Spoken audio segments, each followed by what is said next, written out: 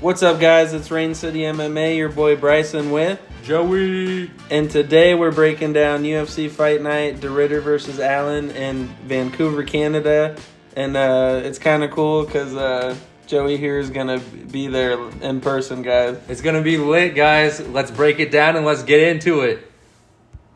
All right, guys, breaking down the first fight of De Ridder versus Allen. We got a women's bantamweight matchup between Melissa Croden and Tainara Laboza. We got Laboza as a minus 120 favorite and Croden as even money or plus 100. Croden, guys, has fought elite comp. She does show decent boxing, and all of her 6 wins come by finish. On the Laboza side, she shows to have like great offensive grappling, and she's really like aggressive, but she does lack head movement. For that reason, I'm going to go Croden for the first fight of the night. Who do you got in this one, Bryson? So Croden, she's really good, guys. She all 6 wins, 6 finishes, 5 knockouts, 1 sub. She also fought Cavill County, who's really good in the UFC. She's undefeated. She fights at Marab's gym in Vegas, not Extreme Couture, but the Syndicate. And I just think she's going to be a really good grappler, good gas tank. She's going to have a good corner. Laboza, she's all right. She just lacks head movement, constantly, shooting takedowns. But Croden's going to be good enough, and I think she's going to win it at plus 100, and she's Canadian, making her debut. Definitely take her. Hey guys, the next one we got is a middleweight bout. Asmat Bakoyev versus Urisi Belgari. Belgari is plus 240, and Bakoyev is minus 300.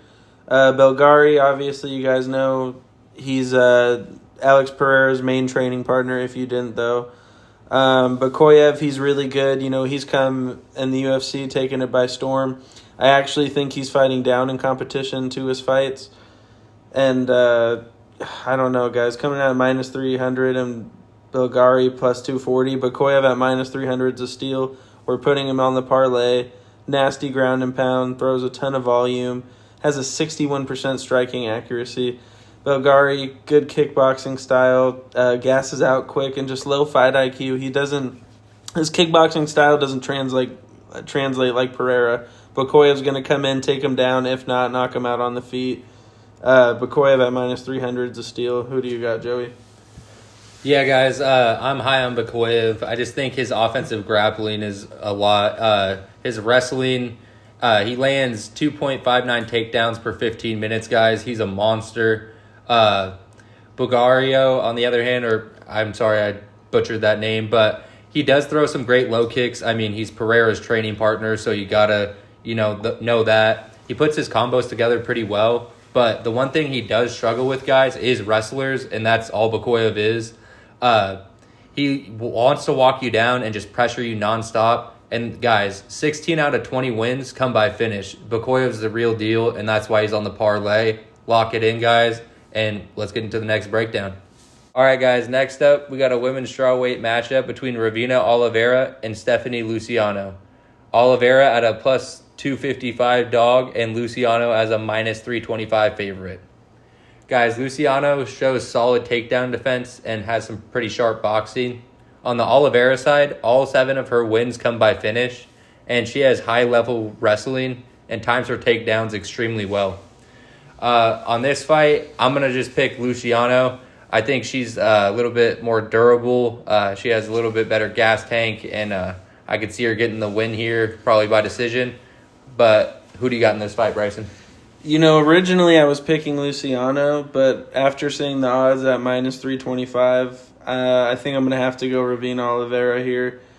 All 7 wins come by finish. Has only gone past round 3 times, which, she's still young in her career. Same with Luciano. And plus 255, guys, that's too big. And I think her first fight, she actually fought decent competition, I'm pretty sure. Yeah, Ravina fought Laboza, who's also fighting on the card earlier. So yeah, I'm going to lean the dog here, but this is a fight you probably don't play with. But if you do, sprinkle a little money on Ravina by a decision. Maybe a decision too. If that's at like plus 450, guys, that's a steal. Next up, we got a lightweight matchup. Kyle Perpolik, the Canadian, versus Drew Dober, the American, coming in to enemy territory. Dober's minus 450, and Perpolik is plus 340. For me, this is an easy one. I think Drew Dober is going to come out and knock him out first round. Perpolik did survive the first against Benoit Saint Denis on his debut, but he's just kind of one of those guys where he got some decent striking, throws some hooks. Grappling's decent, but he's just not great. Mixes up his kicks well. Drew Dober, though, unreal, dirty boxing, super durable and tough. I mean, you saw that in the John Silva fight and so many past ones. He's fought elite competition, Moicano. He does have bad takedown defense, 56%, but I think Dober's just going to be tough enough and get him out of there in the first. Who do you got here, Joey? Yeah, guys, I think Dober has had his fair share of fights, where I picked against him. And this one, I think I'm going to pick Dober, and for the reason being is Perdek or whatever, he mixes up his kicks super well, but he's very slow and tight on the feet. He can't really, move his head too much. He's very, stuck in the mud kind of, and he also struggles against, wrestlers and grapplers. I don't think Dober really has that deep of a bag grappling, but I don't think he needs it in this fight. I think he's going to get him knocked down and come in on enemy territory and get a TKO KO. So I got Dober moneyline in this fight. All right, guys. Next up, we got a middleweight matchup between Jordan Santos and Danny Barlow. Jordan Santos at a plus 225 dog and Danny Barlow as a minus 275 favorite. All right, guys. So Danny Barlow, he pops out clean straight shots and he throws some crazy nice low kicks. But he does drop his hand at times, leaving it opening for counters. On the Santos side, he throws a ton of volume. He has smooth footwork, and he pressures heavily. He has excellent takedown defense at 86%, and for that reason, I'm picking Santos here. Who do you got in this fight, Bryson? Yeah, I think we got Danny Barlow making his middleweight debut after getting knocked out cold by Sam Patterson. We love Sam Patterson. That's not a bad guy to lose to for Barlow, but I don't know how I like him moving up. I think he should have stayed and just kept going. I think Santos actually looked really good. He got robbed against Ozzy Diaz. He trains at American Top Team now. He lands 7.20 significant strikes per minute, has a great gas tank on him. I thought he won that fight, and I thought he looked good. And I know Ozzy Diaz isn't great, and Barlow is a step up, but I think Santos training at American Top Team, Barlow just making simple mistakes. He doesn't train anywhere special. I'm pretty sure he stays in Memphis at his hometown. And I think him opening up at minus 275 is insane. So I think Santos could be one of the steal of the cards, as well as Croden in the beginning. So look at her and Santos for some underdog opportunities, guys. Next up, we got a flyweight matchup between Bruno Silva and Hung Sung Peace of Mind Park, our boy. Park's minus 250, Bruno Silva's plus 200. We're going Peace of Mind Park, minus 250. He's also going to be on the parlay, guys. So remember, so far, we got Bakayev at minus 300. In the second leg so far, we got Park at minus 250. He got subbed, came in on short notice against Tyra. But, he showed improvements in his defensive grappling. He's a great technical boxer, very smart. He has some great jiu-jitsu of himself. Bruno Silva, he just has been finished by Manel and Joshua Van, so I can see why people see the value on him. But I think at 35 years old, at flyweight, and Park being the taller guy at 5'7", and his 5'4", he's going to have the 1-inch reach advantage. I think he's going to hit a lot harder than Silva, and I don't think Silva's going to like it. We've seen him dropped in his last two, and I think it's going to continue. And look for Park to probably get a finish here, sub or KO, but I'm going to lean KO in the second, third round. So we're going Park money line and Park by finish. Who do you got, Joey? Yeah, in this one, guys, I like Bruno Silva when it comes from time to time. He has done me wrong in the past. Park, on the other hand, he's a beast, guys. We picked Tyra, but he showed a lot in that fight, like Bryson said. On the Silva side, just to be devil's advocate, he has back-to-back KO losses, guys. So, like, yeah, he does have pop in his hands, but I don't know. A guy like that, I'm just not willing to throw my money on. I don't know about you. He does show nice feints, but what does that really mean? And he times his counters pretty well. But if you have back-to-back KO losses, it sounds like you're not too good with your hands, brother. So I got Park in this fight. Park moneyline and Park KO. All right, guys. Next up, we got a bantamweight matchup between Charles Jourdain and Davy Grant. Charles Jourdain is a minus 175 favorite, and Davy Grant is a plus 145 dog. On the Charles Jourdain side, guys, he mixes up his kicks super well. And he's fought some elite comp. He's fought guys like Sean Woodson, John Silva, and Nathaniel Wood. On the other side of this, Davy Grant, he's 39, guys. And, I usually, crap on people for that. But he just upset Damon Blackshear in a unanimous decision. And he's on a 2-fight win streak, guys. He's 39, but he's still kicking. This guy has some juice left in the tank. I can't see why you wouldn't bet on him, if you're trying to pick dog money. But in this fight, I really got Charles Jourdain, going with the guy in Canada. I know he's going to pull it out for us. I got Jourdain in this fight. Who do you got, Bryson? It's crazy. I want to lean Jourdain at minus 175, but then Grant is just, he's beating Tavares now and Blackshear. That was a huge upset, guys. Blackshear was really hot. They both kind of took it on relatively short notice, but Grant at plus 145, he's a dog again. He's a guy that mixes his game.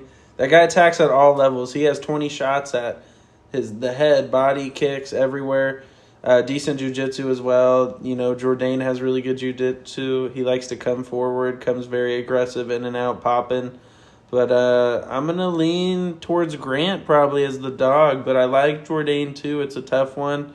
It's one I'm definitely skipping because it's close, but really good fight.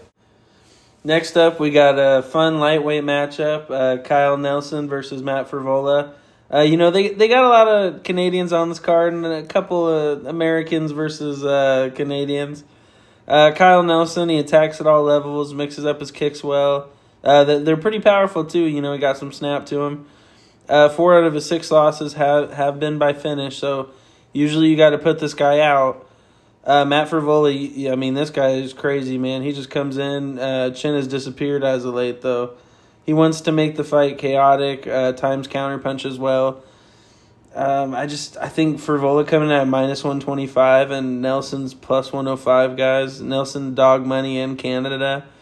I think he can win a decision or finish Frevola by submission or KO any way he wants. So I'm going to go Nelson as a slight dog here at plus 105. But, yeah, guys, it's another fight I'm probably skipping on. But there's some good value. There's a lot of dogs this card, guys. I'm leaning on a couple for sure. Who do you got, Joey? Yeah, I'm going to go Matt Frevola this time. I'm going to just, that's 34-35. I think Matt Frevola is just going to feel, out of his own element when he's in Vancouver. 7 out of his last 11 fights are by finish, guys. So, yeah, like Bryson said, his chin is a little cracked, but, he also can crack people's shins. And also, Kyle Nelson does struggle off his back foot, guys. Even though Matt Frevola is coming off a year layoff, I think, it doesn't really matter. He's totally, trained up, and he's ready to go. So I'm going Frevola in this fight. All right, guys, next fight, we got a bantamweight matchup between Cody Gibson and Arichi Long. Arichi Long is a plus 130 dog, and Gibson is a minus 155 favorite. Gibson, coming in at 38 years old, he throws out some crazy straight jabs. He wants to pressure super early, and he puts together his combos pretty well. Arichi Long has some power in his hands, and he throws some nice low kicks. He has solid offensive wrestling, and he's fought tough comp, guys. So for that reason, I got to pick Arichi Long in this spot. I think Gibson's just a little too old for this division. He's 38 coming in. He does have the reach advantage, but he also doesn't have the experience on Arichi Long. So that's why I'm picking him. Who do you got, Bryson? This is another close one, but I'm also going Arichi Long. at plus 130, guys. We're going a lot of dogs, kind of. We disagreed on a couple. Gibson, he got good boxing, decent wrestling, does get taken down easily. Loses the fight when, settling on the outside. Like when he doesn't want to go forward and he's on the outside getting pushed against the cage. And Arichi Long would love that. He will put combos together, go to the body, throw those leg kicks, and come up top. Now he is coming off a layoff. His last fight was against Raul Rosas. He does have a good gas tank. He did decent against him. Gave him his toughest fight at the time besides his last one. But, Cody Gibson's tough, but I'm going to Arichi Long at dog money. This is another fight, though, where you should probably pass on. There's some tough fights here on the Canada card. A lot of close lines, guys. There's not a huge favorite on this card at all. So a lot of opportunity to make money, but as well you got to watch out because some dogs are going to be live on this card. All right, guys, we got a high-stakes flyweight women's matchup here. I mean, whoever wins this is probably getting the crack at Wei Li or Shevchenko. After Natalia Silva, though. Natalia needs a crack. But we got Manon Fiorot versus Yasmin Yazdavicius. Yazdavicius is coming in as a dog at plus 210, and Manon Fiorot's minus 260. Very interested to see how the crowd goes. You got Yazdavicius, the Canadian, but then Manon is with that base as well and is the French-Canadian. And she fought for the belt, so that's interesting. But Manon, she sets up her leading jab to throw these nice head kicks, does struggle off her back. Outstanding takedown defense, though, at 87%. That Shevchenko fight was close. Me and Joey had Shevchenko, but Manon was super tough. She throws out a high volume. She's nasty in the clinch, super strong. She's stronger than most of these girls. Yazdavicius, elite level of jiu-jitsu. Improved offensive boxing. She showed that her last fight against Andrade. I believe it was a club and sub.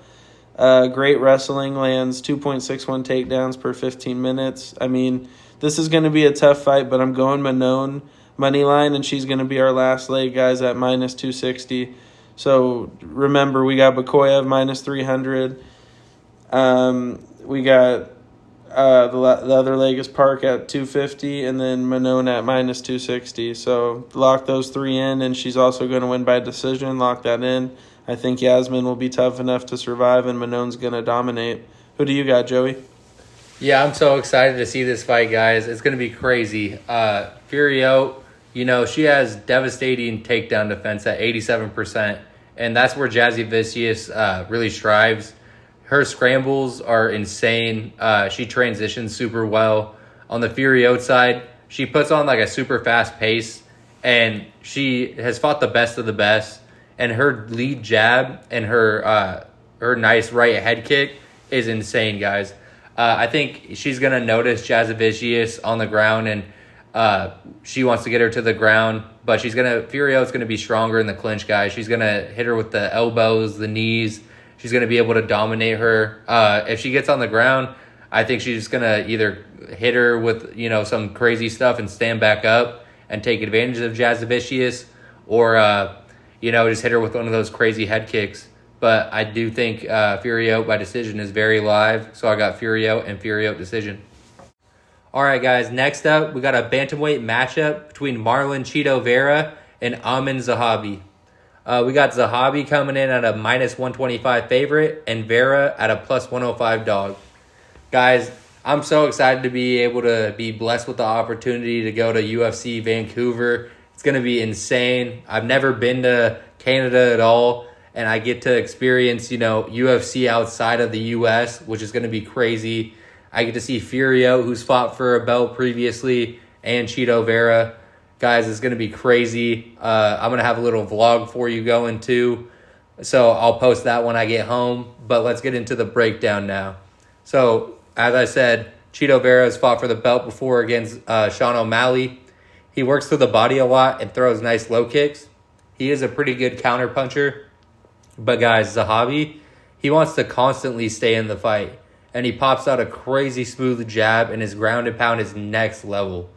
I mean, the guy's fought crazy comp too. I think his last couple fights. You know, he has been battle tested and whatnot, but I think, you know, Zahabi's going to get it done in this spot. I really like him, especially at the number. You know, it's not a pick 'em, but, you know, minus 125. I think Zahabi will get it done. Who do you got, Bryson? I'm going to lean Zahabi here. I didn't like what I saw out of Vera in his last fight with Figgy, and that really didn't age well. Yes, Figgy just got a win last weekend against Montel Jackson. But, you know, Vera, he starts off very slow, guys. He starts picking up the pace late. Solid gas tank, good counter puncher. Zahabi has good footwork. He doesn't, you know, take many risks. He's very in and out. You know, he's shown a lot of improvements now. He beat Aldo, which that was controversial. Then he beat Boschrot as a big underdog, plus 500. 69% significant strike defense, I love, and great takedown defense at 83. I think he's just going to edge out a decision, especially being in Canada.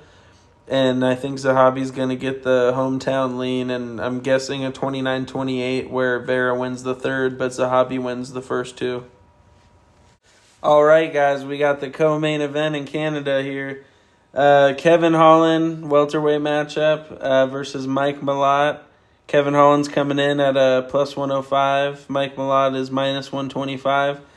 I'm going to lean towards Mike Malott here. I think he's very strong in the clinch, uses hands to set up his high kicks very well. Really good high kicks, fast. Shows improvement in the boxing. Big jump in competition, though, against Kevin Holland for sure. He lost that one to Neil Magny when he had that opportunity.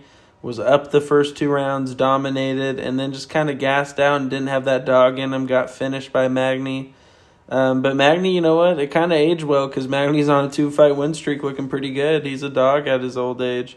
Still getting UFC wins. You know, Kevin Holland, high-level jiu-jitsu, low IQ fighter, though, guys. Come on. We saw it in the Rodriguez fight, and I think part of it is him fighting so much. I think it's hard, all those weight cuts, even though it's easy for him at the same time.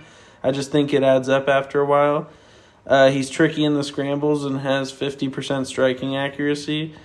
But Mike Malott, he lands 2.08 takedowns per 15 minutes on 56% accuracy. I just think he's going to edge it out by decision, and I think most of this fight will actually play out on the ground. Who do you got, Joey? This is going to be a good one. Yeah, guys, I'm super hyped for this co-main event, especially to see it in person. Kevin Holland, you know, he's a great fighter. It's just I can't put my money on this guy anymore, man. The last, two of his fights, I'm like, oh, he should win super easily. He's a super big favorite. Well, guys, in the D-Rod fight, he just showed he doesn't have levels to his game. I mean, he does. He's a crazy BJJ artist, like Bryson said, but he doesn't really utilize that. He's not one of those guys with the high IQ who's going to be like, okay, well, this guy's beating me in the striking, I'll take him down. No, he'll just accept, okay, I'm getting my ass beat or whatnot. And his cardio fades late, guys. He has 50% striking accuracy, and he throws nice straight shots. But other than that, I mean, I can't give him really any respect on anything else. Mike Malott, on the other hand, yeah, he has a big jump in competition, but 11 out of 12 have already been a finish. So he lands 2.8 takedowns per 15 minutes on a 56% accuracy, and he throws a crazy low kick. So for that reason, guys, I got the hometown hero, Mike Malott, pulling through in this co-main event. I'm excited and blessed to see it. All right, guys, we're breaking down the UFC Vancouver main event of the evening. We got a middleweight matchup between Reinier De Ridder versus Brendan Allen. Brendan Allen is a plus 170 dog, and Reinier De Ridder is a minus 210 favorite. Guys, this was supposed to be, RDR versus Anthony Hernandez. Brendan Allen's coming in on a month's notice. We had the opportunity at UFC Seattle to see Brendan Allen fight Fluffy Hernandez. One of the most amazing fights I've ever witnessed with my own eyes. It's just ironic that both these guys are going to fight RDR, or were at least. So let's get into the breakdown. Brendan Allen, he's shown improvement on his offensive boxing and has great top control, and he's super strong. Guys, also, I should add, Brendan Allen has also fought Marvin Vettori in between that fight between him and Fluffy Hernandez. On the RDR side, he fraud-checked Bo Nickel, as people are saying. He keeps the jab popping out. he does leave his chin up, and he's pretty good in the clinch, and he has an all right gas tank, but he is a low-volume striker. So for that reason, I'm taking Brendan Allen. I think he's just a little too tricky on the feet, and I think if it gets on the ground, it's Brendan Allen all day. He's tricky at his BJJ. Who do you got in this fight, Bryson? I'm going to go Brendan Allen as the dog here, guys. I think he actually has fought the better competition. Yes, De Ridder just fought Whitaker, but Allen as a whole has fought last 5 is Paul Craig, Chris Curtis, Imavov, Hernandez, Vittori. He's fighting really good killers, guys. Look at where Imavov is right now and the performance he put on Kaio. De Ridder, he looked good against Whitaker, but he looks so sloppy. I think Allen can take advantage of that. I even think he can take him down when he wants to. His wrestling is there when he needs it. He lands plenty of takedowns. Great defensive grappling, too. I think if De Ridder gets him, Allen's fine. He's not going to sub him. And it's a 5-round fight. I think Allen's going to be the guy with the better gas tank. And that boxing against Vittori, if he comes out without that pace on De Ridder, that's really going to put De Ridder struggling. And if Allen can mix up the striking to shoot the takedowns, I think it's going to be a long night for De Ridder. So Allen at plus 170, and look at him by decision as well. I don't think he'll get him out there, but Allen's tough as hell. We're picking him. All right, guys. Thank you so much for tuning in to Rain City MMA. We appreciate all the support, the likes, the follows, the subscribes. Every view counts, guys. We're sorry about last week. Clayton Carpenter and Jackson, guys, they both had opportunities to win, and they didn't pull through for us. But this week, we promise we have a 3-leg parlay cooked up for you. All right, so first leg, we got Bakoyev at a minus 300 favorite. Park at a minus 250 favorite. And last leg, lock it in, Furio at a minus 260 favorite. Lock those 3 in, and let's make some money this week, guys. I'm so hyped for UFC Canada, and I'll have a vlog out for you next week.